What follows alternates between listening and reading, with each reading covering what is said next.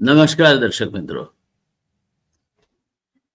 રાજ હોય, રજવાડું હોય, તાકાત હોય, દોમ સાહેબી હોય, મર્યાદ સત્તા હોય, આ બધું જ માણસને બેફામ બનાવવા માટે પૂરતું છે. આમાંનું કોઈ પણ એક હોય તે પણ માણસને બેફામ બનાવી દે છે. તો જેની પાસે બધું જ હોય તે શું કરે ને શું ન કરી શકે. આજના રાજાઓ પ્રજાસેવકો કોઈ કહે છે પોતાની જાતને, કોઈ લોકસેવક કહે છે, કોઈ જનસેવક કહે છે. ખરેખર એમના વર્તનમાં ક્યાંય નમ્રતાનો છાંટો દેખાય છે ખરો? ન્યાયપ્રિયતાનો છાંટો દેખાય છે ખરો? પોતાના સામે પડે તેને ઉખેડીને ફેંકી દો. જેમ પગમાં કાંટો વાગ્યો હોય અને કાંટો કાઢીને ફેંકી દઈએ તે રીતે એને ઉખેડીને ફેંકી દો. તો દોસ્તો, આજે નેતૃત્વના આ આપણા આયામમાં મારે એક એવો પાઠ તમારી સમક્ષ મૂકવો છે કે જે જિંદગીભર યાદ રાખશો તો સુખી થશો. તમારી પાસે સત્તા આવશે, સંપત્તિ પણ આવશે, ભગવાનનું આપ્યું રૂપ હશે, યુવાની હશે, ત્યારે યાદ રાખજો, વિદ્યા વિવાદાય ધનમ મદાય શક્તિ પરેશામ પરિપીડનાય ખલસ્ય સાધોર વિપરીત વેત જ્ઞાનાય દાનાય ચ રક્ષણાય. વિદ્યા વિવાદ કરવા માટે, વિદ્યા વિવાદાય ધનમ મદાય, હું જ છું દુનિયામાં, બીજું કોઈ છે નહીં. સાંજ પડે બે માણસ મારવા જોઈએ. અને વાસ્તવમાં અત્યારે શ્રીમંતોના નબીરાઓ જે રીતે મોઘીદાટ ગાડીઓ બેફામ દોડાવીને નિર્દોષ માણસોને મારી નાખે છે. ધનમ મદાય શક્તિ પરેશામ પરિપીડનાય. શક્તિ આપી હોય ભગવાને તો કોઈને પીડવા માટે, કોઈને હેરાન કરવા માટે, કોઈને અહેસાસ કરાવવા માટે કે નબળો છે. આ બાબતથી જે સારો નેતા છે, સજ્જન છે, જે લોકહિતાર્થે કંઈ કામ કરવા માંગે છે, જેની નજર લાંબા ગાળાના ભવિષ્ય પર છે અને તમારી છે, તો આવું નહીં કરતા. વિદ્યા વિવાદાય ધનમ મદાય શક્તિ પરેશામ પરિપીડનાય ખલસ્ય સાધોર વિપરીત મેતદ. જે નિંભર છે, નઠારો છે, નકામો છે, એનાથી સાધુ એટલે ભગવા કપડાવાળો નહીં, પણ સાધુ એટલે સજ્જન માણસ. સજ્જન માણસોની પ્રકૃતિ એ વિપરીત હોય છે. એમની પાસે વિદ્યા હશે, કોઈને જ્ઞાન આપવા માટે વાપરશે, વિવાદો કરવા માટે નહીં. વિદ્યા વિવાદાય ધનમ મદાય, ધન ઐશ્વર્ય ક્ષમતા દોમ સાહેબી હશે તો એ સન્માર્ગે દાન કરવા માટે વાપરશે. કોઈ હોસ્પિટલ બંધાવી, કોઈ વિદ્યાર્થીઓનું છાત્રાલય બંધાવવું, કોઈને શિષ્યવૃત્તિ આપવી, કોઈ ગરીબ વિદ્યાર્થીને ભણાવવું. શક્તિ પરેશામ પરિપીડનાય. શક્તિ છે, સત્તા છે, હું કોણ, મારી આગળ પાછળ તો પોલીસની ગાડીઓ ચાલે છે, ટ્રક વાળો કેમ સાઈડ ના આપે, બસ વાળો કેમ સાઈડ ના આપે. ગુજરાતના એક મુખ્યમંત્રીના કાફલાને પંજાબ ટ્રાવેલ્સની એક બસે સાઈડ નહોતી આપી, તો આગળ જઈને એને આંતરીને એ કંપનીના બધા જ લાયસન્સ કેન્સલ કરી દીધા હતા. રાજા આવું ના કરે. રાજા ઉદાર દિલ હોય હશે, એને ચેતવણી અપાય, દંડ પણ કરાય, પણ આવું ના કરાય. તમે રાજા થાઓ, તમે નેતા થાઓ, તમે તમારી કંપનીના સર્વા પરેશામ પરિપીડનાય. તો ખલ માણસ પીડા આપવા માટે પોતાની શક્તિનો ઉપયોગ કરે. હું મુખ્યમંત્રીને, મારા કાફલાને તો સાઈડ ના આપે, સમજે છે શું તારા મનમાં? ચાલો, ક્યાં છે સિક્યોરિટી? આંતરી લો આ ગાડીને, ઉતારી દો ડ્રાઈવરને નીચે, સમજાવી દો એને કોને એને સાઈડ નહીં આપવાની જરૂરત કરી છે. એક મંત્રી ગાંધીનગરથી અમદાવાદ તરફ આવી રહ્યા છે. એક સરહદી અધિકારી જે પાછળથી ગુજરાતના મુખ્ય સચિવ થયા, તે પણ ગાંધીનગરથી પરિવાર સાથે અમદાવાદ આવી રહ્યા છે. અને સાબરમતી પાવર હાઉસના ચીવનભાઈનું પુતળું છે ત્યાં એ બાજુના બ્રિજ પર પેલા સચિવની ગાડી પેલા મંત્રીની ગાડીને ઓવરટેક નથી આપતી અને મંત્રી ધૂંધવાઈ ઉઠે છે. એની આડી લઈ જઈને ગાડી ઉભી રાખે છે, નીચે ઉતરી જાય છે. અત્યંત અસભ્ય ભાષામાં એની સાથે ઝઘડો કરે છે. એને ગાડીમાંથી ઉતારી મૂકે છે કે શું સમજો છો તમે તમારું, જાઓ ગાંધીનગર પાછા. રિક્ષા કરીને એને ગાંધીનગર પાછા જવું પડે છે. આ યોગ્ય નથી. કોઈ પણ વ્યક્તિનું અપમાન કરવાનો, તમારી સત્તાનું પ્રદર્શન કરવા માટે જાહેરમાં આ રીતે દુરુપયોગ કરવાને ઉછાછળાપણું અથવા ઉદ્ધતાઈ કહેવાય. એ સત્તા અથવા તો નેતૃત્વના લક્ષણ નથી. મારા જીવનનો એક દાખલો કહું. પાટણના superintendent of police Siddhpur circuit હાઉસમાં કુટુંબ સાથે આવ્યા અને વીઆઈપીમાં એક જ રૂમ એમાં ઉતર્યા. હું મંત્રી હતો. યોગાનુયોગ મારે એ સમયે સિદ્ધપુર જવાનું થયું અને એ સર્કિટ હાઉસમાં વીઆઈપી રૂમ ઓક્યુપાઈડ હતો. એટલે મને પેલા એ કહ્યું કે સાહેબ અમે તો અમુક સાહેબ ઉતર્યા છે. મેં કહ્યું વાંધો નહીં, બીજો ખોલી આપો. અને મેં બીજા રૂમમાં મારું કામ શરૂ કર્યું. પેલા અધિકારી અત્યંત વ્યવહારુ અને નમ્ર અધિકારી, એક સરસ મજાના અધિકારી તરીકેની એમની છાપ. પોલીસ બેડામાં રહ્યા ત્યાં સુધી પણ એક કડક નો નોનસેન્સ અધિકારી તરીકે એમણે તલવારની ધાર પર ચાલીને પોતાની ફરજ નિભાવી. એ અધિકારી મારી પાસે આવે છે. એમણે કહ્યું કે સર અમે શિફ્ટ કરી રહીએ. મેં કહ્યું જો ભાઈ, આપણે માણસ થઈ જઈએ. યુ આર માય ગેસ્ટ અને તમારા કુટુંબ સાથે આવ્યા છો. અને તમારા કુટુંબ સાથે આવ્યા છો ત્યારે તમે સરકારના અધિકારી છો, તમે સરકારમાં નોકરી કરો છો. તમારું કુટુંબ સરકારમાં નોકરી નથી કરતું. તમારા પત્ની, મારા બેન એ સરકારમાં નોકરી નથી કરતા. એમની માન મર્યાદા જળવાય તે જોવા જેટલી સજ્જનતા તો મને મારી માએ શીખવાડી છે. આપ જ્યાં છો ત્યાં બરાબર છો.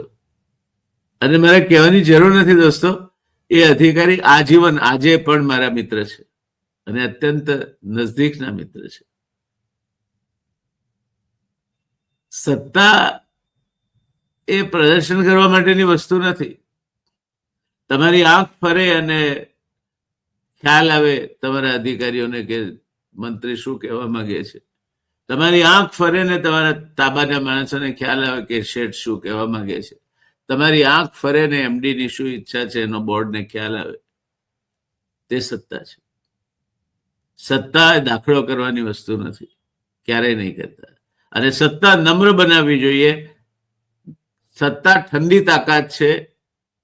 એ દૂધનો ઉભરો નથી કે જરાક ગરમી પકડે એટલે ઉભરાઈ જાય અને જરેક વારમાં ઠંડુ થઈ જાય. ના, સત્તાને પચાવતા શીખો. નેતૃત્વ કરવું હોય રાજનીતિમાં કે અન્ય કોઈ ક્ષેત્રમાં તો સત્તાને પચાવતા શીખો. અને આવી આજની વાત મારે ઇતિહાસમાંથી કહેવી છે. વાત છે મિનલ દેવીની. મિનલ દેવી એટલે કોણ એ જાણો છો? પ્રખર સમર્થ રાજવી સિદ્ધરાજ જયસિંહની કુશળ રાજમાતા, પાટણની રાજમાતા એ મિનલ દેવી. એક અત્યંત પ્રભાવશાળી વ્યક્તિત્વ. સિદ્ધરાજની તાલીમ, શિક્ષા, દીક્ષા પાછળ જેનો મોટો હાથ એ મિનલ દેવી. એ મિનલ દેવીએ એક પદ્ધતિ કાઢી હતી રાજ્યમાં તીર્થયાત્રાના નામે.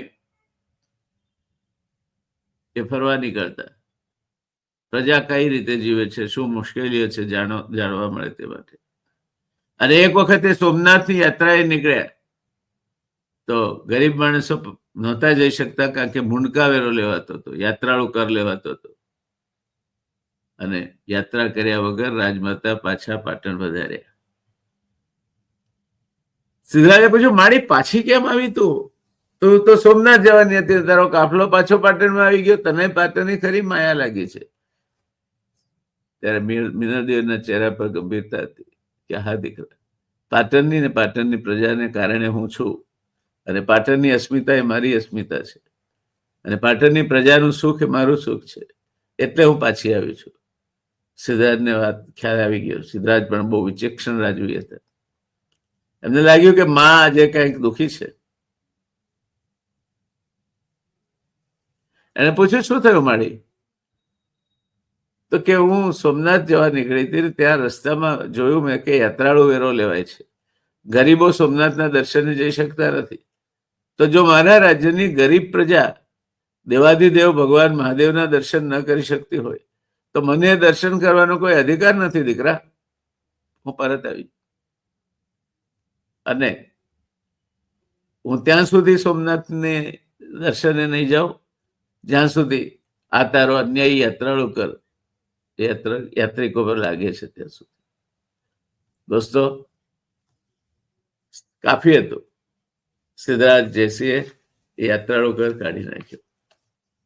વહીવટી સુધારણા આ રીતે થાય છે. પ્રસંગ નાનો, શીખ મોટી અને શીખ સૌને અસર કરે તેવી. વહીવટી સુધારણા કોઈ કમિશનો કે કમિટીઓ કે કોઈ મોટા મોટી ચર્ચા સભાઓમાંથી નથી આવતી. વહીવટી સુધારણા જીવનના નાના નાના પ્રસંગોમાંથી પણ આવી શકે છે. અને એટલે તમે નેતૃત્વ કરતા હો તો તમારા આંખ ને કાન ખુલ્લા રાખો ને હૃદયની સંવેદનશીલતાને જીવંત રાખો. જેના આંખ અને કાન ખુલ્લા છે, મગજ સાબુત છે અને હૃદયની સંવેદનશીલતા જીવંત છે, એ વ્યક્તિ ઉત્તમ નેતૃત્વ પૂરું પાડી શકે. પણ સાથે સાથે ઉછાછળા ના બનો. તાકાત છે તમારી, હું જોઈ લઈશ તને, એવું કહેવાની કઈ જરૂર નથી. જોઈ લેવાનું. તમે સાચા છો, ન્યાયી છો, તો જે તમારી પાસે સત્તા છે એનો ઉપયોગ કરીને જે થાય તે કરી લેવાનું. જાહેરમાં ધમકીઓ આપવાથી, ઉદ્ધતાઈ ભર્યું વર્તન કરવાથી, કોઈને નીચા ઉતારી પાડવાથી સારા નેતા બની શકાતું નથી. દોસ્તો, આ મીનાદેવી પોતાના કારભાર દરમિયાન લોકહિતનું ખૂબ જ ધ્યાન રાખતા હતા. ખૂબ જ ન્યાયપ્રિય એવી આ રાજમાતા, એમણે ધોળકામાં એક તળાવ બંધાવવાનું નક્કી કર્યું. અને તળાવનો આકાર નક્કી થયો, નકશા દોરાયા. હવે ત્યારે નકશા દોરાય ત્યારે તો ત્યાં સ્થળ પર શું પરિસ્થિતિ છે એનો નકશા દોરનારને ખ્યાલ હોતો નથી. એટલે એને એક આદર્શ નજરે રાખીને રાજમાતા જ્યારે તળાવ બનાવવા માંગતા હોય ત્યારે ઉત્તમ બનવું જોઈએ એ રીતે તેને ઉત્તમ ડિઝાઇન કરી. પણ ત્યાં જગ્યા પર જોયું તો એક ડોશીનું ઝૂંપડું આવતું હતું, અને એ ખાલી ના કરે તો આ તળાવનો જે આખું બાંધકામ હતું, તળાવનો નકશો હતો, એ આખો ચેરાઈ જાય, બગડી જાય તેવી પરિસ્થિતિ હતી. એટલે સોનાની થાળીમાં લોઢાની મેખ વાગે તે પ્રકારની પરિસ્થિતિ હતી. વાત મીનાદેવી પાસે ગઈ. મીનાદેવી કે ચાલો હું આવું છું. સ્થળ પર ગયા અને એમણે પેલી માળીને પૂછ્યું કે તને કેટલા પૈસા જોઈએ? માળીએ કહ્યું કે રાજમાતા, ઘર છે, વેચવા માટેનું નથી. આની સાથે મારી યાદો જોડાયેલી છે. હું લગ્ન કરીને આ ઘરમાં આવી હતી, સંસાર આ ઘરમાં માર્યો, બાળકો આ ઘરમાં થયા, પતિની સાથે આનંદમય જીવન અહીં વિતાવ્યું. કેટલી યાદો મારી આ મકાન સાથે જોડાયેલી છે. શું આપના પૈસા એ ખરીદી શકશે? માટે હું મારું મકાન નહીં આપું. આપ અન્નદાતા છો, બળજબરીથી લઈ લો, બીજી વાત છે, પણ હું સ્વેચ્છાએ તો નહીં આપું. મારે કોઈ પૈસા જોઈતા નથી. પૈસા માટે થઈને મેં આપવાની ના કંઈ પણ નથી. પણ આ ઘર નથી, મારા માટે લાગણીઓનું પ્રતીક છે. મારી લાગણીઓ સાથે જોડાયેલા એક મિલકત છે, એકમાત્ર મિલકત છે. નાનકડું ઝૂંપડું છે. તમે મોટો તળાવ બનાવો છો એ પણ હું સમજુ છું. મારે ખસી જવું જોઈએ, પણ મારી લાગણીના તારની સાથે એટલા મજબૂતાઈથી જોડાયેલા છે કે હું સંમત થઈ શકતી નથી. અને મેળાદેવે નિર્ણય લીધો. શું નિર્ણય લીધો? અત્યારે તો બુલડોઝર આવે અને બલબલાને તોડી નાખે. યોગીના બુલડોઝર હોય તો આતંક મચાવે ને પછી બીજા રાજ્યોમાં પર બુલડોઝરનો ન્યાય અતિ પ્રસિદ્ધ ન્યાય બન્યો છે, પ્રચલિત ન્યાય બન્યો છે. निर्बल से लड़ाई बलवान की, ये कहानी है दिए की और तूफान की। एक नन्हा सा दिया उसने हमला किया, એક દિયે કી પિલોત નથી. નથી આવડતું આખું મને, પણ વાતનો સાર એવો છે, નાનકડું ટમટમ્યું એક દીવો, એના ઉપર જોરદાર તોફાન ત્રાટકે છે. એનું ગજુ નથી તોફાન સામે ત્રાટકવાનો, પણ દીવો ટક્કર લે છે. એમાં ડોશીના પ્રેમના તાંત્રે બંધાયેલો એના મકાન માટેનો પ્રેમ, એના ઝૂંપડા માટેનો પ્રેમ એક નાનકડું ટમટમ્યું હતું. ધાર્યું હોત તો મીનાદેવીના એક શબ્દ ઉપર એક આંખ ફરી હોત એને ઉખાડીને ફેંકી દીધું હોત, પણ ના, તો મીનાદેવી ઇતિહાસમાં સ્થાન ના પામ્યા હોત. એ તળાવ જોવા લોકો જાત, કદાચ વખાણ પણ કરે, પણ મીનાદેવી જે મહાનતા એ પહોંચ્યા ત્યાં ન પહોંચી શક્યા હોત. એમણે પોતાના સાથીઓને, પ્રધાનને હુકમ કર્યો કે આ ડોશી, ઘર એ તો ધરતીનો છેડો કહેવાય છે. માણસને સૌથી પ્રિય કોઈ વસ્તુ હોય તો એનું ઘર હોય છે, એનું કુટુંબ હોય છે, એનો માળો હોય છે. એ ચકલાનો માળો પણ વિખાય નહીં એ જોવાની ફરજ એ રાજ્યકર્તાની છે, મારી છે, મારા દીકરાની છે. અને એટલે મારી પ્રજામાં એક પાકડતાની ઉંમરે પહોંચેલ વ્યક્તિ જો એની જે યાદો છે, એની લાગણીઓ છે, લાગણીના તાંત્રે બંધાઈને એનું ઝૂંપડું ખાલી કરી આપવા માટે રાજી ના હોય તો ખાલી નહીં થાય. અને ડોશીએ ઘર વેચવાની ના પાડી દીધી. એનું ઘર એને ખૂબ જ વાલું હતું. મીનાદેવીને કરગરી પડી, એટલે મીનાદેવીએ ડોશીનું ઘર સલામત રાખીને તળાવ બનાવી વળે હુકમ કર્યો કે આ મકાનને અડવું નહીં. જો મીનાદેવીએ ધાર્યું હોત તો તેમણે ડોશીનું ઘર પડાવી નાખ્યું હોત, પણ કોઈની ભાવનાઓને ઠેસ પહોંચાડવાનું તેમના સ્વભાવમાં નહોતું. આ મોટા માણસનું લક્ષણ છે. જેની પાસે શક્તિ છે, એ શક્તિ, એ સામર્થ્ય, એ ક્ષમતા એ આવા નાના નબળા ગરીબ માણસ પર વાપરવા માટે નથી. એ મીનાદેવીને સમજાતું હતું. એટલે એણે ડોશીનું ઘર સલામત રાખ્યું. અને આજે પણ દોસ્તો એ તળાવમાં એક ખાંચો રહી ગયો છે. અને પ્રવાસીઓ જ્યારે ત્યાં આવે ત્યારે એ તળાવનું નામ મલાવ તળાવ. મલાવ તળાવમાં જે ખાંચો છે એ જોઈને મીનાદેવીના અદ્દલ ન્યાયની પ્રશંસા કરે છે. દોસ્તો, ઝૂંપડું હટી ગયું હોત, અનેક તળાવો બન્યા પણ હોત, અને છતાં એમ કહેવાયું હોત કે તાલ તો ભોપાલ તાલ ઓર સબ તલૈયા, ગઢ તો ચિત્તોરગઢ ઓર સબ ગઢૈયા, તો આ મલાવ તળાવ એમાં સ્થાન ના પામ્યો હોત. પણ મલાવ તળાવ એટલે મીનાદેવીના સત્તાના શાણપણ સાથે જોડાયેલા ન્યાયપ્રિયતાનું અદ્દલ પ્રતીક, એટલે મલાવ તળાવ. તમે નેતૃત્વ કરવાની તમને તક મળે, નેતૃત્વ તમારા હાથમાં સોંપાય તો વજ્રાદપી કઠોરાણી કોમલાની કુસુમાદપી. વજ્રથી કઠોર થજો જ્યાં નિર્ણયો લેવાના આવે ત્યાં, પણ જ્યાં ભાવનાની વાત આવે, સમજજો, લાગણીઓ સમજજો, અને ત્યારે તમે ફૂલથી પણ મૃદુ થશો તો તમે મીનાદેવી બની શકશો. અને મીનાદેવી બની શકશો તો મલાવ તળાવમાં ખાંચો રહેશે, પણ આ જીવન યાવશ્ચંદ્ર દિવાકરો સૂરજને ચાંદો જ્યાં સુધી તપશે ત્યાં સુધી લોકો તમને યાદ કરશે કે આ મીનાદેવીની ન્યાયપ્રિયતાનો અદ્દલ નમૂનો આ મલાવ તળાવ. ડોશીનું ઝૂંપડું ન તોડ્યું. આ બુલડોઝરીઓ ન્યાય નથી. બુલડોઝરીઓ ન્યાય ઇતિહાસના પાને એક ઔરંગઝેબની જેમ કટુતા અને એની જે ક્રૂરતા હતી એના માટે લોકો યાદ કરે છે. એમ મલાવ તળાવ પણ ઇતિહાસના ચોપડે ક્યાંક આ માટે લખાઈ ગયો, કદાચ ન પણ લખાયું હોત, કારણ કે ગરીબ માણસનું ઝોપડું ફેંકી દો ઉપાડીને તો ઇતિહાસમાં કોણ એની નોંધ લેવાનું હતું.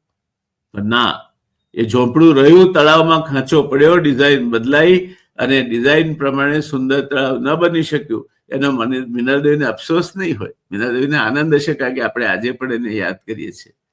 તો તમારા જીવનમાં ક્યાંક મીનાદેવીની ન્યાયપ્રિયતા ઉતારજો. નબળાને જ્યારે તમારે ન્યાય તોડવાનો આવે ત્યારે લાગણી એની સમજવાનો પ્રયત્ન કરજો, એની વાત સાંભળવાનો પ્રયત્ન કરજો. સત્તાના મદમાં તમે ગમે તે કરી શકો એમ છો, તમારા સિક્યોરિટીને, તમારી પોલીસને તમે કહેશો તો ઉખાડીને ફેંકી દેવાને સક્ષમ છે, માની લીધું.